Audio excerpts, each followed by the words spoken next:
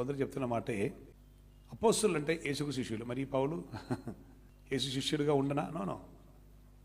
అపోస్తులు అంటే పిలువబడి, వేరుపరచబడి, పరిశుద్ధపరచబడి, నియమింపబడి, దైవిక నిర్ణయమును బట్టి, దైవిక ఆలోచన చేత పంపబడిన వారికి ఉన్న పేరే అపోస్తలోస్, అపోస్తులు. అందుకొరకు అపార్థం చేసుకోవద్దు. అపోస్తులు అంటే నో. ఇప్పుడు కూడా ఉన్నారు అపోస్తులను, ప్రవక్తలను, సువార్తికులను, కాపరులను, బోధకులు అని 5 రకాల పరిచర్య ప్రభువే ఇనిషియేట్ చేసిరు. అది మాత్రం కాకుండా అపోస్తులను, ప్రవక్తలను అని పునాది దేవుడే అలాగనే చేసుకుని వచ్చారు. పునాది లేకుండా నీతిమంతుడు కూడా పునాదులు కదిలితే నిలబడలేరు. పునాదులు పాడైపోతే నీతిమంతులు ఏమి చేయగలరు?